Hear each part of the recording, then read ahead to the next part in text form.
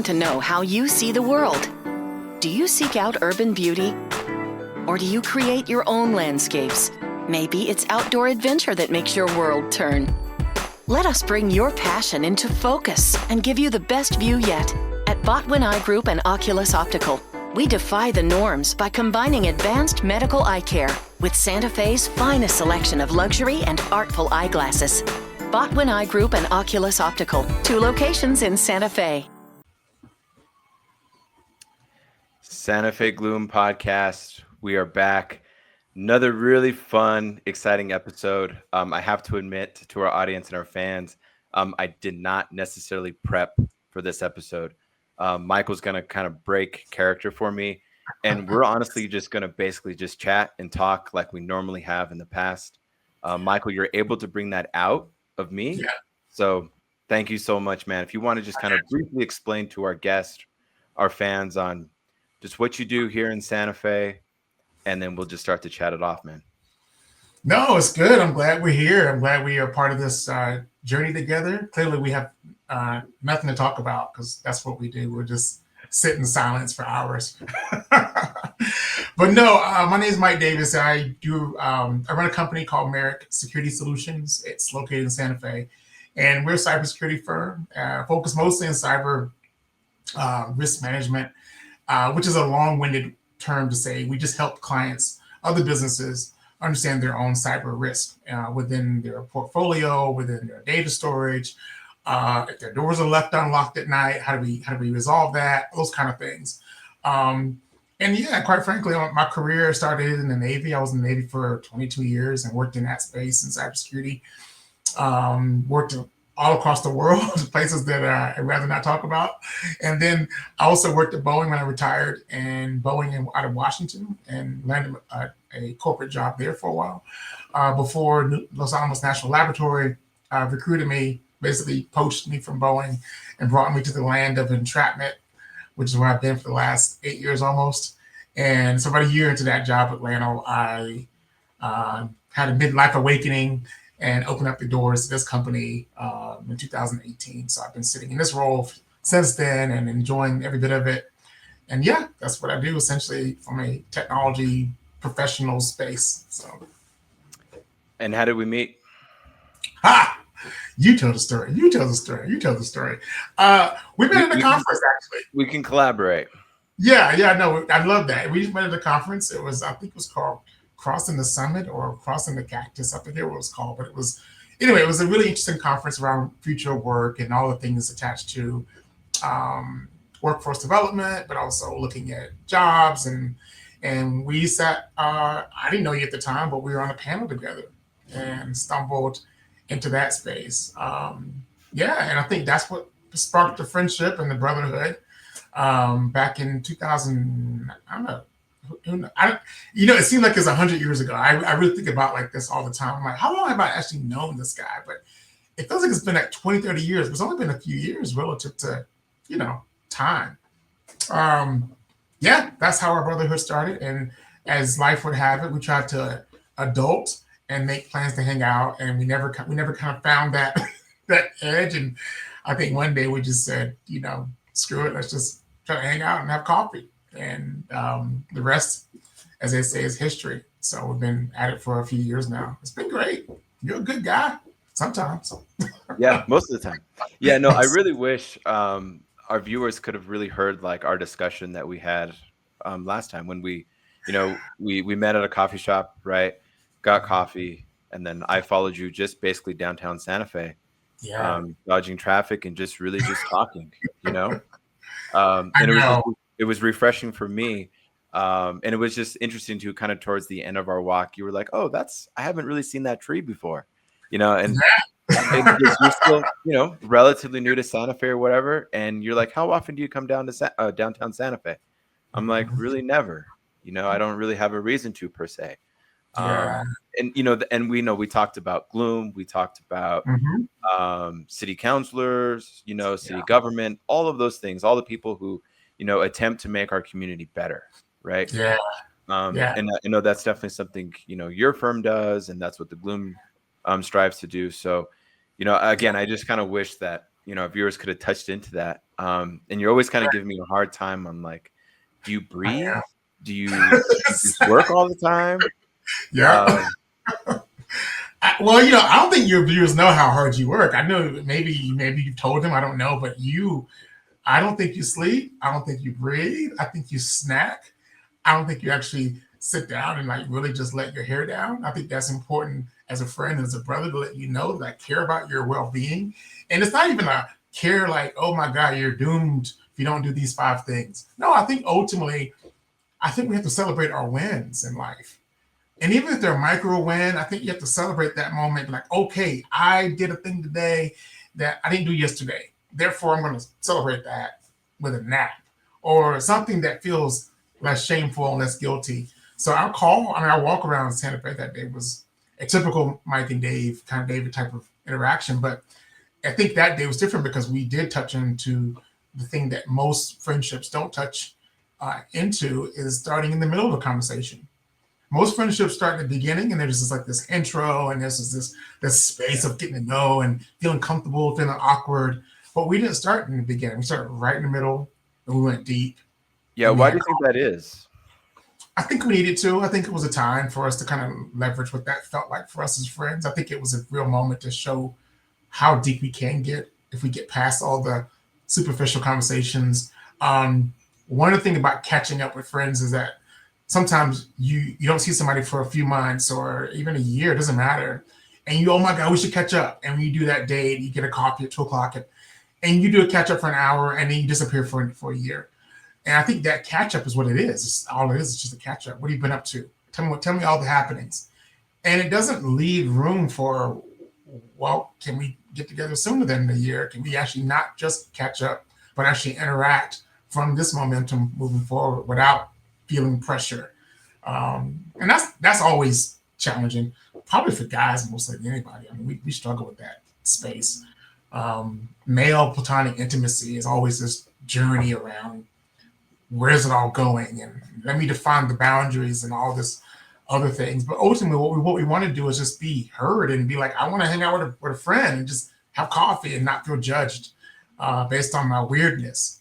I think our moment that day was a moment of weirdness that opened up to a nice walk, which opened up to a different frequency of conversation, and it gave us a reason to be better friends, and it gave us a reason to elevate who we were before the coffee and the walking to who we were after the coffee and the walking. Yeah. No, So absolutely. One of my good friends, Steve Jantz, who I also did a podcast with, he mentioned the same thing, and we talk probably on a weekly basis. yeah, And he said, a lot of males don't talk to either other males or they just don't talk. They don't get their emotions out. right. So I thought that was kind of interesting too. And I don't know if that ties into your work either with males or even kiddos. To be honest, technology is either male, female in that regard. Obviously, there's cybersecurity and there's social media and all the things we navigate through a cyber psychological lens in terms of research and development. But no, we don't necessarily put it in that frame. We reframe the language of cybersecurity through the language of feeling secure within your body. That spidey sense that we often neglect when we're walking down or making bad decisions or good decisions rather online. But I think in the case of male intimacy, particularly male intimacy, because women have always had a luxury, and I'm not saying this, I'm not some, psychologist by trade, but I think women have always had a luxury of being open and friendly and like vulnerable and not being in that weird, awkward space that we struggle with as men around where they are in life. We're expected to have everything in many ways worked out. And I think the anxiety around that, particularly when it comes to, true friendship that you want to invest in. But I think part of that journey that your friend alluded to is that we struggle with the language of that frequency. We struggle with what to say. How do I frame that when a person comes to me and says they're having a rough day and they want a hug? How do I do that with all of my, senses versus just a part of me that's afraid of that? Because I too need a hug, that kind of language. So it can be challenging. Yeah. On the other hand, like my group of friends, they live in Rio Rancho, Albuquerque. There's a little come hang out, and what we do is just watch sports all day, and it's Is, I'm not, and it's is, pretty is that quiet. hanging out, though, David? Is that hanging out, or is that just having an activity together? Well, maybe it's both. Maybe it's Okay. both. I mean, because I I mean, am let's say there. both. Yeah. What do you require, though? Do you require more depth than just watching a television together? I'm not, no judgment. I'm not trying Yeah. to like, No, for sure. Yeah. I mean, I think I get that in other conversations with those okay, friends on like maybe one-on-one. right. But But as within a a group, collective group, maybe that setting is just kind of unwinding and yeah. just saying, oh, it's Saturday or Sunday. You know, I'm always kind of on the clock working, but they may not be. So it's kind Mhm. of just chill. Come and, we don't have the kids this weekend or whatever, and come and Right. just chill. And that's always really nice too. And I'm definitely guilty of not doing that enough with my friends. Yeah. But I also do touch base with them very often, hmm hmm you know?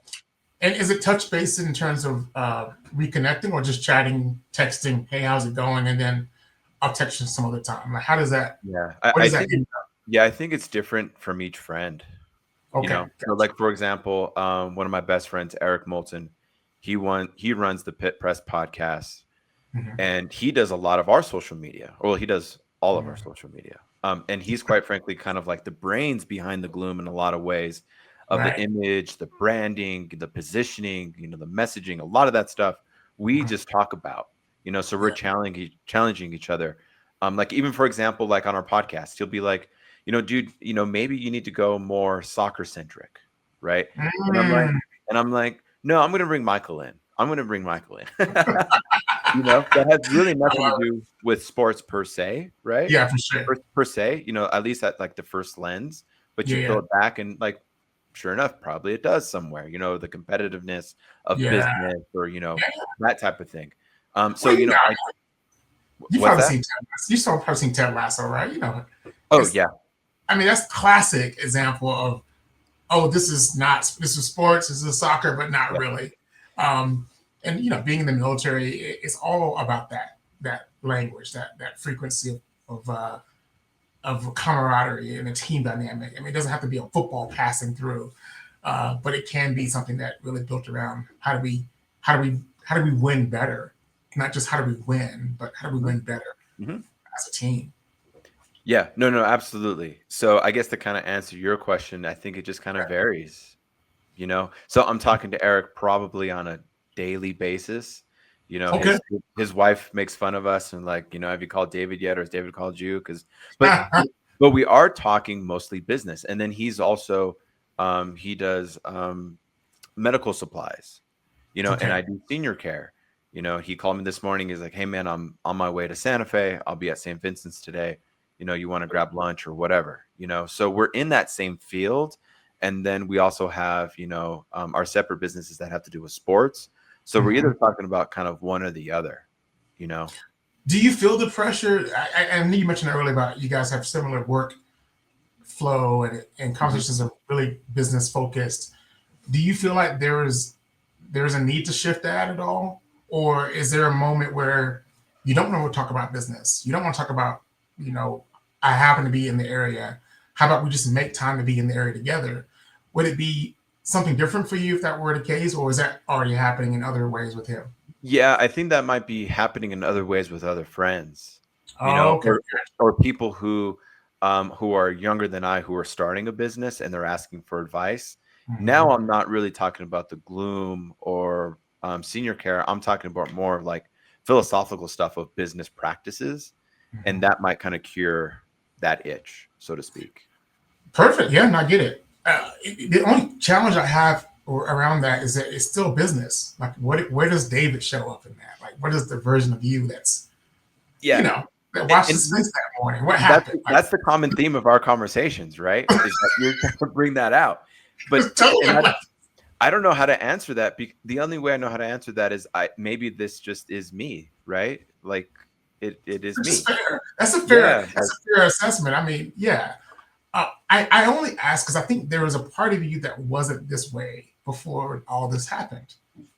And I'm true. just asking a small footprint, like, what version was there present before he became the gloom, before the business started, and before all this stuff, because we all were that person at some point in time, just playing in the mud, really just running around trying to figure out calculus and fourth period English. So there was a part of us that was really, that I'm asking you not necessarily to revisit and be there forever, just to understand like who were you back then, and what was the shift? Yeah. I had a real good answer for you. I think I just forgot it. Well, it's okay. It'll come back at 3 o'clock in the morning. Yeah, I'll text you at 3 o'clock. Text. I think it was really still rooted in sports too. So it was always kind of a competitive mindset. This is my point is I also feel like the gloom or these podcasts, this is not my identity. It's not. It's really not for me. It's truly not. I'm still like just a human being. I'm still obviously David, and I have emotions just like everyone else does. Sometimes I don't pay attention to them though. And I'll give you an example. Like if I feel sad for a day or if I'm sick, I'm still working. I'm still doing my thing. I'm ignoring it. You're just going hard, like going in. Yeah, I'm still going. But I also have responsibilities to my clients, to my caregivers, to whoever I'm working with, just to continue, just like I normally would, so I ignore it. Well, that's the pivot. I mean, what's the responsibility to yourself without the clients, without the business? And that's a good point. And maybe it's just the ambition, maybe it's just the motivation and the goals that I have, and that's just what I want to do. Also, because I also feel like I'm coming from a very blessed space as well. And I remember we were joking. You were saying, "Yeah, I just took a drive to Albuquerque," and I was like, "Oh, that's a very privileged position to be in." I was obviously joking. I was obviously joking. I get it. And then you came back at me, and I was like, "Okay, fair enough." Well, it's like, I deserved it. Well, I wasn't attacked. It wasn't attacked. It was more like, what do you mean a privilege to drive to Albuquerque? Because I just wanted to drive to Albuquerque. Part of the question, or part of the framework is that where I'm getting at, and I see it in my own life, is that I always want to be inspired by my friends. And I know it's a huge ask for some of my friends who are just living their daily lives. But to be honest, I have found inspiration in every part of their lives. Even yours, obviously. We talked about this.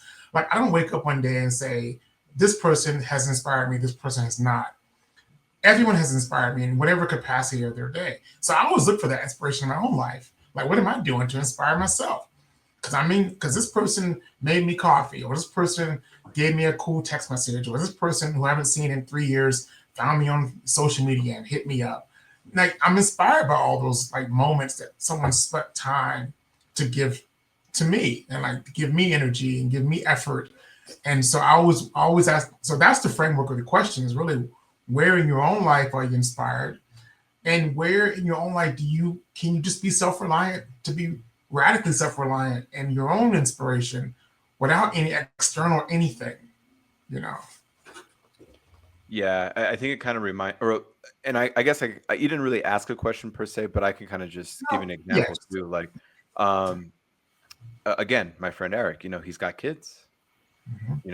I think I've decided I want to have kids sometime in the future, right? Okay, gotcha. So he's waking up at 4 or 5 o'clock in the morning, feeding the baby, and that's like his alone time, and then he's working on Pit Press. He's working on the Gloom, getting our social media up, and thinking through things. So I'm just like, yeah, he's got, 3 responsibilities. He's got two small kids. He has his wife, so that definitely gives me inspiration. And that gives me just some grace to be like, hey, if we haven't posted with the Gloom recently, it's because we're living life, but that doesn't mean that we're not, figuring it out as we go, or we're not cranking it out, because in our minds, it's 24/7 all the time, I mean, you say in our minds, but I think it's in your mind. It is. And that's the most important thing to some extent. Yeah, totally. I get it. I want to clarify, because I mean, that's a big deal, because you're right. He has a whole other life that requires more effort, probably in ways, to raise another human and to raise I mean, some people compare a business to a human. I don't think that's actually accurate, but some people say that. But I think there's a real anxiety around getting it all wrong, you know. And I think, how often in the day do you embrace the wrongness of your job, like not knowing, or just just screwing? Can we cuss on this podcast? I don't think we can. Can we screw things up? Like how how often do you feel like that's okay, like just to be in that space? So I think constantly, to be honest, because I don't know how to run the gloom a lot of the time.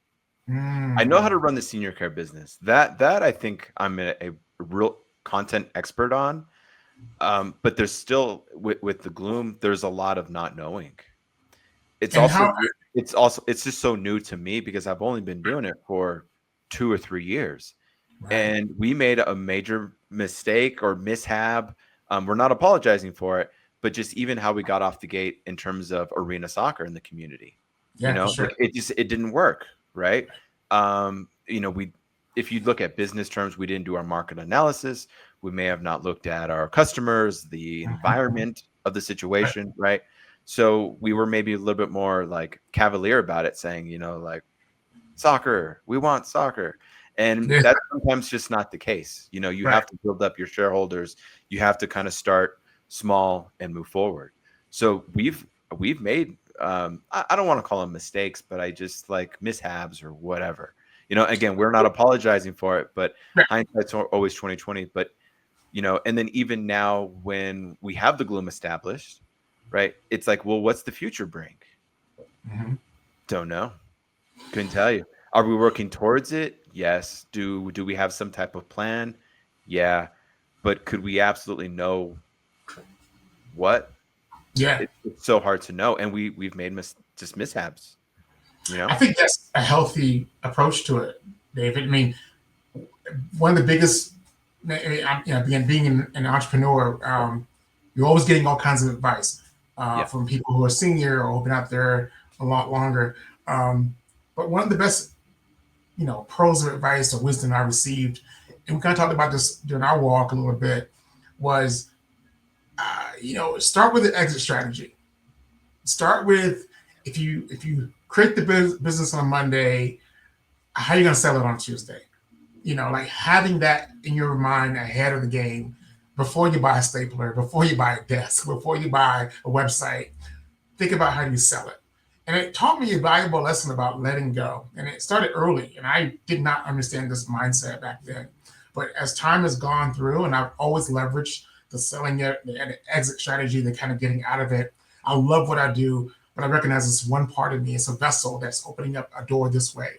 I have so many doors that are opening up for me, but this is one door that's opening up for me, is what that I'm in it right now. But I'm okay letting it go. I'm okay experiencing what the ebb and flow of owning and letting it go, and touching and clawed in. But what that lesson taught me was to always be ahead of the game, not necessarily from a strategic business spreadsheet kind of way, but from an emotional kind of way. Like, how emotionally attached are you to your business, and are you willing to let it go?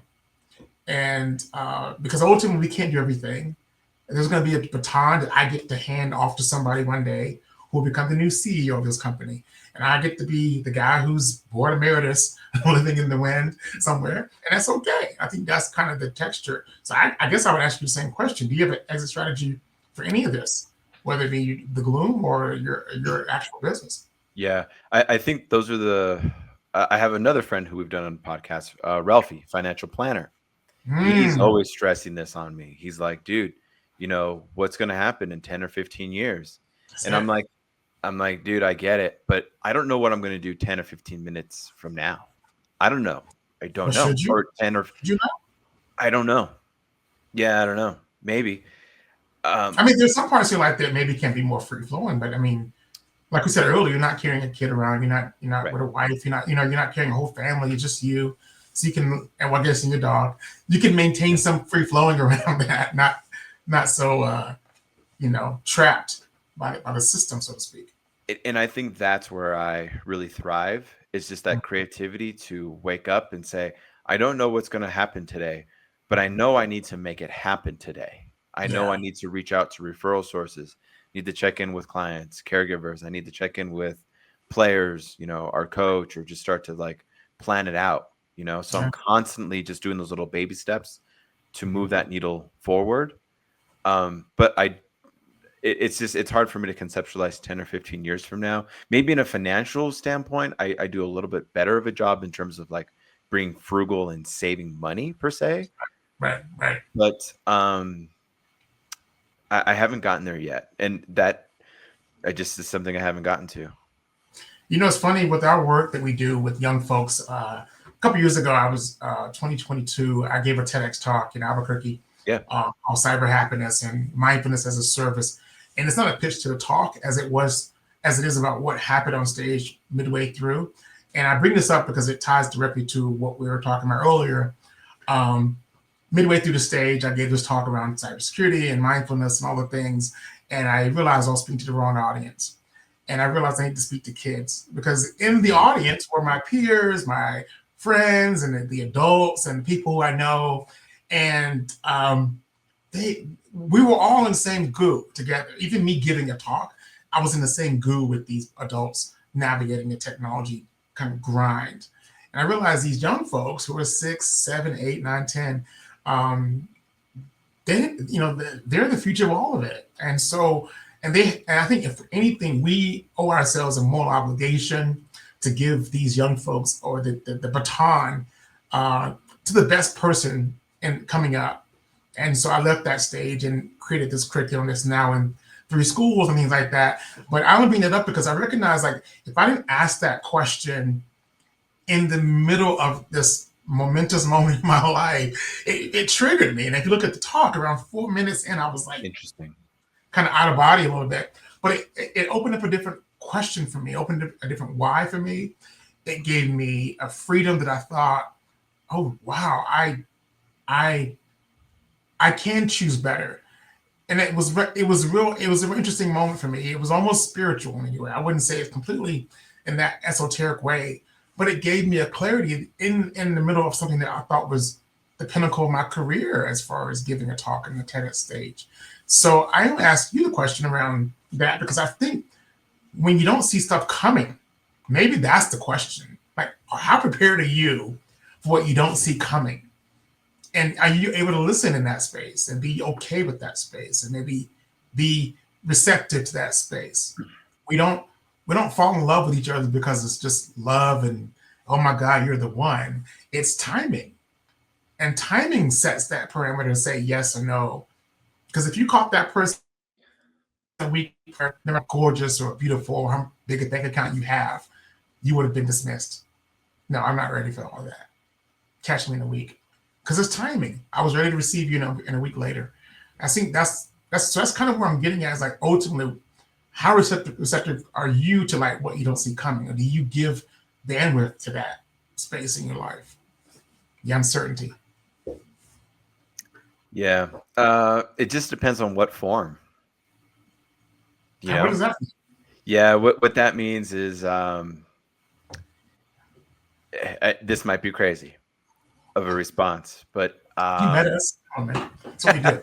Yeah, but this is just what comes to me, like, from my heart, is even just getting Biscuit, like my little dog. Yeah. I didn't really, he just actually perked up right now. I didn't really plan on it, and I would been thinking about it, and I just Craiglisted, man. It was complete Craigslist. Did you really? Yeah. Yeah, like I'm walking with Biscuit, whatever, and they're like, "Oh, is that a rescue dog? Is he purebred or whatever?" I'm like, "No." No. That's crazy. I've never heard of that before. It was just a Craigslist, and I picked him up at Target in Albuquerque. It was love at first sight, and I was like, "I'll take that one right there." Come home with me. Wow. So that's a weird way to answer that question. No, that's actually the moment we're talking. That's actually a good example. But I didn't know how to, take care of a dog, or I didn't know what was going to happen. I was so shocked that Biscuit just follows me everywhere, restroom, shower, you name it. Like, if I go somewhere, he follows me. And I was like, "Mom, do like dogs do that?" And she's like, "Yeah, most of the time they just follow you everywhere you go." And Yeah. that was like a shock to my system because I was like, what interest does he have following me around? You know, But you you can didn't see yourself. You didn't see yourself through his eyes. yeah, exactly. You only I saw just the parts of you that were like, "Why would you follow me around?" yes, Oh very wow, self-centered, very interesting. self-centered of me. Uh, but I love it. I couldn't figure it out. And I don't know if I still have. And then you can say, well, because he feeds him, because Dave feeds him. He gives him pizza all the damn time. Gives him Dion's. He gives him pantry dose. Like, of course he does. I mean, Um, can't be doing that I by the think way. there's more to that, though. I think there's loyalty involved, you know, and there's a friendship, there's love, there's a sense of smell that when he's around me, he's like calm and cool, you know, like, and same with me when I'm with him. I'm like, oh, I'm home. You know, I can just chill with him for a little bit, right? And it calms me down, right? Well, there's psychological safety there. I mean, there's a real safety space that you both can lean into each other's safety net. Like I Yeah, got you, you got me. yeah, Like yeah, and I think that probably was. Is it? Has been your first dog you've ever owned? Is this? yeah. First one, yeah, Oh wow, I didn't know that. I yeah, didn't know that. yeah. Wow, Yeah, interesting. yeah, and I just did, and it wasn't because I was alone or I felt any type of way, you know. I was just like, let's just try it. Let's just see what happens. Let's roll the dice, you know, and no expectations, no Well, you expectations. know what? That's the thesis of our conversation. Is like, what other parts of your life are you just throwing the dice and letting Well, it go and seeing what happens? Um, Particularly when it comes to non-business things. Not that you can't be adventurous in business, but like, where does David throw the dice in other parts of his life that doesn't involve glue, it doesn't involve a spreadsheet, doesn't involve mhm. showing up somewhere, ready to go. You Yeah, know. that's probably a good question. That kind of leads me to another question that I have for you that we ended when we last spoke, Yeah, got and you. we said something to the effect.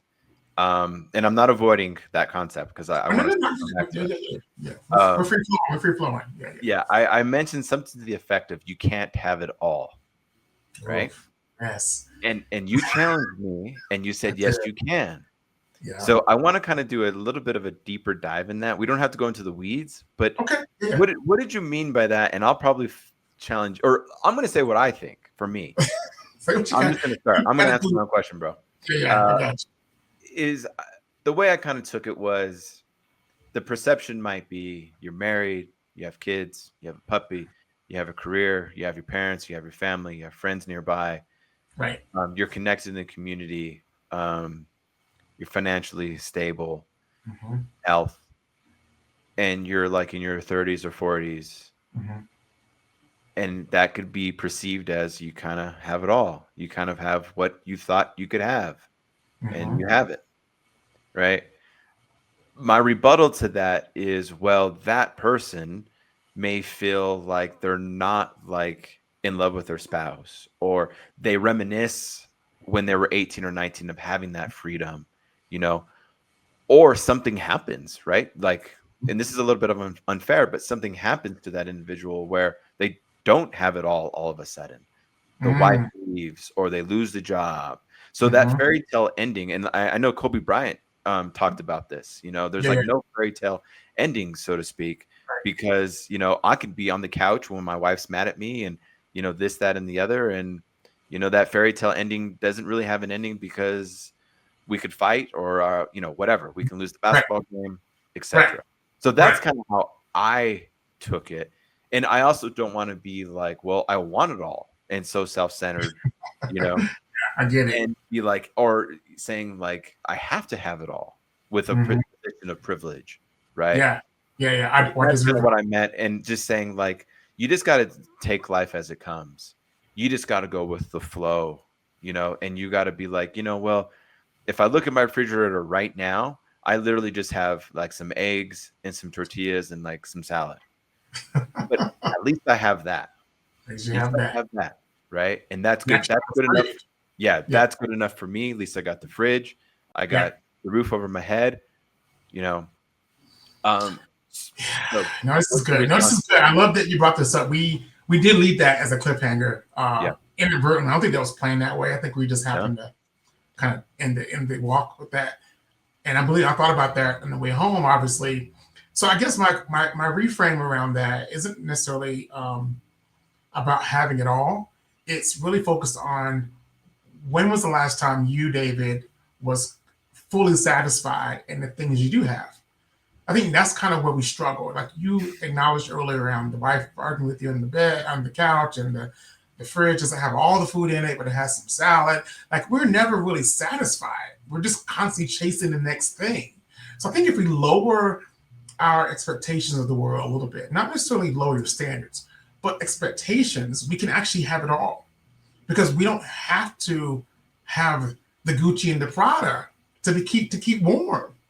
We don't have to have the Land Rover to drive to the Smiths to get groceries. Like we don't have to have all these other external things that are really data mined us to buy those things. To be honest, through pop culture and through all these other aspects, it's that level of satisfaction. I think that's where we struggle the most.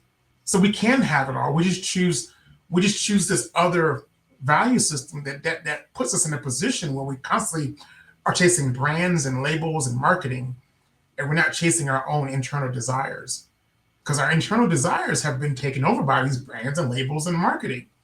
I can't wear just any jeans. I have to wear these fancy jeans that cost $200. Then I can have it all. Up until then, I don't have it all. These other jeans in my closet, they fit me. They're fine, but it doesn't constitute as having it all. So it really comes down to being satisfied. Like when I have a sandwich, strangely enough, when I have a sandwich that's just like a, basic sandwich, I actually am satisfied with that. I don't need extra materials. I don't need fancy bread. I need healthy ingredients, of course. I don't need all the extra things that you pay for, to feel better. So I think that's the caliber of the question. It isn't necessarily can you not, or can you have it all? The question really is built around, can you be satisfied with what you have? And can that satisfy the reason why you're together? If your wife is arguing with you on the couch, can you be satisfied that your why-ness and why you're together supersedes the thing that shows up on the couch as an argument? Because you've already been satisfied by her just showing up in the house with you. Everything else is like icing on the cake. So right. I think ultimately it's really about that, because I think that's where most of us struggle. We're never satisfied. We're eating breakfast, thinking about dinner. We're never in the moment. We're chasing these things, and by design, we're constantly unfulfilled. Mm-hmm. So I think there's a reason why people win the lottery and they make millions and millions of dollars in one day, or get it rather, and they're broke in a year because they never were satisfied with $1. How are they going to ever be satisfied with $1 million? So there's that kind of texture. So how do you put into the equation of ambition or goals or standards or getting better at things? It's funny. There's a real space around this too. I love that question. If you take your $1 that you received from work, just in a work environment, if you started a company on Tuesday, you did all the paperwork and all the things happening, and you got your first client next Wednesday, and they paid you by next Friday, and that's your first dollar, that $1 needs to be somewhere in your office. That needs to be a representation of the fact that you have done a thing that didn't exist before, this concept of whatever that thing you're doing, and you built the platform, and someone gave you $1 for that. Preferably more dollars, but they give you that $1 at least. Why can't that be the mantra for how we live our lives? Like, even if it's just the basic premise of like $1 or one moment of time, 2 minutes. Like we've been on this Zoom, this podcast for almost 40 minutes now. We will get these 40 minutes back, David. We'll get this and more back, because I know for a fact we're investing these minutes into our friendship. So why can't we live that? Why can't that ambition be there versus this thing that shows up and chases and wants more things? Like I don't leave talking to you, David, and want more David. I'm satisfied with the thing that we experienced. It's giving brotherhood. It's giving all things that I rely on in a friendship, and I'm not leaving it like, okay, that was great, but now what's next? So why can't we be that with each other and our businesses and our friendships and our lovers and all the things? Why can't we just be okay with the thing that shows up and says, I'm going to spend 5 whole minutes with you, and that's going to be okay. Mm-hmm. Anything above that is a bonus, Mm-hmm. and it's okay. Like, why can't we be those people for each other? So I think that it's not an argument as it is more of a reframe from our earlier conversation about the kind of anxiety of having it all. We have it all, even in the poorest of people, and I've been there. I grew up very poor, but you know what? I never knew we were poor until I look back in my 20s and realize, oh damn, we had all kinds of the food, all kinds of services. I was a Toys for Tots kid. I was welfare or government cheese, all that. But we never went hungry in my family. And I always had Christmas presents under the tree. I always had birthday presents from my parents. They may not have told me where those things came from, but for my little 8-year-old brain, it didn't matter. So yeah, I was satisfied back then. I still am. Yeah. Yeah. And I'm satisfied too. Is that a question? It's a statement. Yeah. Yeah, I am. But Okay. but I also want more. Well, see, there we go. That's what I'm talking about. But I'm satisfied, Mike, but I want more. Can we unpack that? Like, what does that even mean? Like, what do you mean? The whole rant? For the example, like, again, gloom, right? Yes. We eventually want our own space, or at least share some space with like-minded individuals that can really highlight the potential of the gloom. Right. Have you fully eaten, metaphorically speaking? Mm-hmm. Have you fully eaten what's already on your plate now? Well, I've had to, like I mentioned to you on our walk, I've had to take some things off the desk, right? Okay. So, like, for example, resigning from the Hispanic Chamber. Yeah. That was one thing, right? That was huge. And I remember that. Yeah. And that is huge. And that move was just because it was simply just time to go. Yeah. Bottom line, there was no bad blood. Either way, I was on the Hispanic Chamber for, I think, 6 years. I donated all of those 6 years to the chamber. And that was a lot of work. We put on the 40 under 40. And that was like, you were not getting paid for that, right? Or you paid like no. It's all volunteer, yeah. So yeah, you were just total volunteer. And I think reflecting back on that briefly was, it sucks that I'm resigning in a time where I feel like our Hispanic culture really needs like strong leadership, at this time. That I lose sleep over a little bit. But at the same token, I'm like, but other leaders could also step up. I'm passing that torch to someone else, and they can take it and lead us and lead me and take me up also with them. And any way I can be helpful to that group or to our Hispanic businesses, I'm all in. Like, it's all good, So I'm also just having grace and saying, hey, there's also opportunity. The door's open for new leaders, just like Ray Sandoval, who runs the Zobra. He did the same thing for me. He said, Dave, it's time for me to go. You're going to lead the chamber. And now 6 years later, I'm saying X, Y, and Z, the door's open. You lead it. So I did take it off my desk because it was just too much. Yeah. Well, that's the thing. I mean, that's why I asked the question, because if you haven't really, many of us put so much stuff on our plate, as you know, and I've been that person, particularly working in the government, where you're constantly chasing more things to put on the plate. It's not only job security, but it makes you look busy. And I became addicted to being busy during that time. And I recognize that now, but when I was in it, I wasn't so, aware of that. I only asked the question because ultimately there's a difference between being busy and having a full plate. And then, I think that's why if you just have a bunch of stuff on the plate that you're just chomping on all the time, you're never going to be satisfied because you're constantly it's never going to be a full meal because it's like going to the Golden Corral. It's like constant buffet just showing up.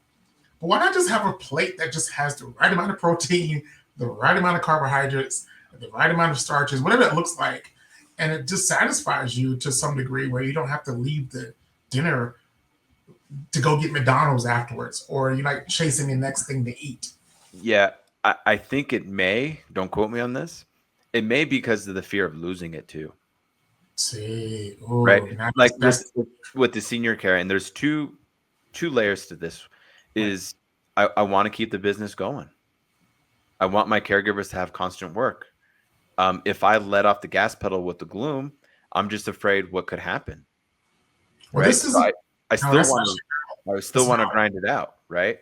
The other layer of this, and this gets actually pretty deep for me and for my psyche, is Right. I'm responsible for our clients who are elderly, they're on Mm, hospice, etc. right. And we only get one chance at this life, you know, Yeah, I and mean, I this is see the person that, we man. talked to. I see it, and I'm just like, damn, like I hope when I get to where they're at, right, 80s, 90s, that I can reflect back on my life and say, I gave it the best I could. I did really well. Like, Yeah. I made it better. Period. So Well, I think that gives yeah, me some reference points yeah. on that I'm young, healthy, and that I Mhm. can continue to like just do my thing in the community and I like what I do. So Yeah. it would be a shame to not try to reach the potential of my initiatives. No, you're right. I mean, it's not ambition as it is more or less. The thing didn't exist before you came there to kind of create the thing, and now it exists, and now there's a responsibility towards that existence, and there's Mhm. other externalities that are attached to that you take responsibility for. Um, that's just corporate social responsibility. I think that's a healthy view of your work. Um, and it's really and it's not really a but. And there's you that's also part of that too, that equation. It is the self-care part. It's the part that you nowhere, I hope, and I'm just assuming that on your tombstone, when you pass away or however you decide to exit this world, that there's not going to be like a tombstone that says he worked, you know. And hopefully there's no branding around gloom on your tombstone or something that says, he lived LLC, Yeah. like what does that look like for you? I hope there's some other version of you that gets pushed Yeah. out. And I think the people who know me the most, right, is and just for me too, is none of this is really work, man. I love what I do. I Well, love I it. think I get that too. I'm not, don't get me wrong. I say that all the time, and I recognize how that's an invaluable way of life when people can Mhm. blur, including myself and yourself. I think we talked about this ad nauseum. You can blur the lines between work and play. Yeah. One of the biggest compliments I get is that question. I can't tell if you're working or playing, Mike. But those who truly know me, though, know that I am a vessel for this job. Like I'm a vessel for the work. I'm a vessel because I have the energy, I have the bandwidth, I have the language, I have the tolerance. And one day, it just may happen tomorrow. It could happen 20 years from now.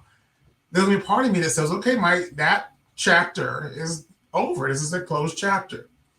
And I think this is chapter 7 out of a chapter 20 book. Now we're moving on to chapter 8 now. Yep. I have to be okay with moving to chapter 8. And I think that's why I'm asking these questions around, are you okay moving? Because it sounds like you have a one chapter book. Well, I think the other chapter, right, was childhood, Okay. right? Obviously, right? Right. And then there was, when I went to school. And I was actually kind of thinking about this as well. Like a really happy time in my life was when I was living in San Antonio, Texas. And I Okay. was working for the San Antonio Spurs. That was after I got my MBA. And I didn't Right. have any responsibilities, man. And it was 3 years. I feel It's like 3 or 4 years, no responsibilities. I don't know that version of you. I can't imagine that version of you right now. I walk me down that path. What did you do every day that had no days with no responsibilities in San Antonio? Like, what does that look like? A younger version. it was just fun. I hate to Huh? say this, but it was also a lot of work, but it was still a lot of fun. It was like it was a dream job working for the Spurs, selling, corporate sponsorships, season ticket Mhm. holders. Right. Um, but it was still fun because we would have fun at night. We'd party, we'd go out, we'd have fun. And then I was young enough to do it all over again a lot of the time, right? Well, Without that's missing a beat. and now the difference is that there's a little bit more of the same level of work, maybe same level of inspirational work, but you're not socializing in the context what you did with Correct. his other life. You're not Correct. kind of in this other relaxed space after the work Correct. is done, because you Correct. go home and you're still doing that thing with the work in your brain. Correct. And Yep. so that's the shift. I mean, it Mhm. sounds like we're in a therapeutic call, but we're really just, this is for those who listen, this is how we interact. Just by the way, I'm not a therapist. I'm not, we do Yep. this back and forth. But Yep. I wanted to clarify that because I want to make sure that your audience knows this is how we interact in general. But Yep. I care about the kind of part of you that opens up and that will be left over after this thing gets closed off. And I think that mirror effect of who you see in the mirror the next day is going to be a reflection of who you see in the mirror right now. And then I think that's the kind of delta we got to talk about a little bit. Like what is the difference between you and that version later on? And even if you have no idea what's going to happen 15 minutes from now, a part of you still fantasizes about this other part of you that does have freedom, does have the flex to just let go and run off to the wild blue yonder, so to speak. So And I will let it go for sure. I think I will. And from the business perspective, I don't know how that'll look logistically Right. or financially in terms of selling off the age-friendly senior care business. right. But I think the answer though also is I'm just going to do something else, That's because it. I'll just do something else. And whether that be, fatherhood or being a Yeah, husband, or I just totally. do something else, and that'll just carry over into new challenges and a whole new other spectrum of life that I also do look forward to. Right. And that's what I was saying earlier about the chapters in the book. I think it's Yeah. okay to like get through the chapter, embrace the chapter, Mhm. and then move on to the next chapter, because there's going to be a through line with all these chapters. There's going to be something that carries on the momentum from all these chapters. And you're never defined by one chapter in the book. Mhm. You're Yeah. defined And by I the don't aggregate of all the chapters. understood. I don't feel shackled to my work. Okay. Yeah. I feel inspired by my work. I There feel we go. like I want to have that footprint to have someone be a CEO of the Gloom one day, Yeah. or anything else, or my company. That's what I'm trying to line up as well, that I can go and do something else. I And love that. I did the senior care stuff and continuously for now 11 years. But then I started the Gloom 3-4 years ago. So now I'm like, okay, I did do something different. And then I was also doing the chamber as well, right? No. Because the senior care, I had to do something else. That's why I adopted the Hispanic chamber, Mm-hmm. right? And then the Hispanic chamber of senior care, I still had more of an itch, and I was like, all right, Gloom, let's go, right? So Yeah. I think No. I'm in good hands in terms of the exit strategy and like my mental health, because I do think I'll probably just find something else to get into. Yeah. No, I love it. I love that. I love that you and I both have very similar mindsets around ambition, which I think that's kind of how we get along anyway. I mean, Mhm. despite my arguments around self-care and wallowing in the mud and playing in the grass with no shoes on every now and then, I also do the thing that you do, and I get all kinds of people talking to me about slowing down and all the things, because I think there was a sort of there's a pressure point for me, a person of color, particularly in this world where I have to constantly really shift my perception of who I am, in spite of the world around me. I have to be the guy who goes, and keeps pushing forward, because I have to represent, a lot of generational trauma within my family, but also institutional trauma within the system. After this call, I'm literally gonna jump on a call with my cousin's 13-year-old son. He's my he's my firm's youngest intern. He's obviously 13, so we're working on baby steps. When he turns 16, he'll have 3 years working with me, because I recognize that he's the future of my family's sort of coming out of poverty and all the things. And my cousin's doing pretty well, just bought a house, but he's following my footsteps because I bought a house a long time ago and so started that trend. And I'm going to bring this up because the reason we learn something often, learn a new skill or figure out a new language or perhaps travel more, isn't often because we just want to do those things. I mean, I find all those things valuable. But for me, in my journey as a Black man, but also my journey in this life, it is getting my whole family into a different framework by my example. I have to lead by example in that regard. And part of it isn't just because I want to be smarter. I want to understand the world because I want to teach it to my family. I want to understand all the shortcuts, all the bylaws, all the bypasses, all the institutional kind of conversations around better human journeys, because I want to pass that down to my family and my tribe of people who I love and care for. And so, and it stems from slavery. It stems from all the things that we've gone through as a civilization to become better stewards of our humanity. And so I think that's why I love our brotherhood, because it reminds me of being a better steward to our brotherhood and our friendship. And it just, because we just jump right in the middle of the conversation. We've never started from the beginning of the conversation, Dave. You know that, right? Like we've always started right in the middle. Mm-hmm. It could be a year goes by and that's where we start. So I want to thank you for that, because it really has opened so many doors for my own personal journey in this life. But also I love what we do, and it just opens a better door for us to start where we start every single time. And this is no different. So yeah, you got 5 minutes? I got a whole 5 minutes. Actually, max 5 minutes. Yeah. Max 5 minutes. Yeah. I'll end it on this. And I'm piggybacking off your point. We went for that walk, and I think we maybe went 2 blocks, and you already did a deep dive with me saying, like, why are you doing what you're doing? And one of those things was like with the city, right? Yeah. And I was angry.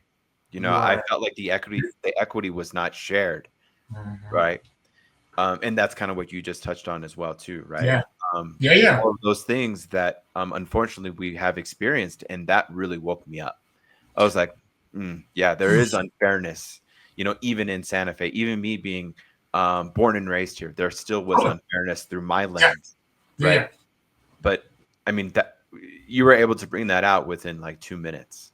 Right? Well, it wasn't planned. That wasn't, and we do what we do, but that was purely just where we landed. And it was, and we're still there, obviously, but yeah, it was nice.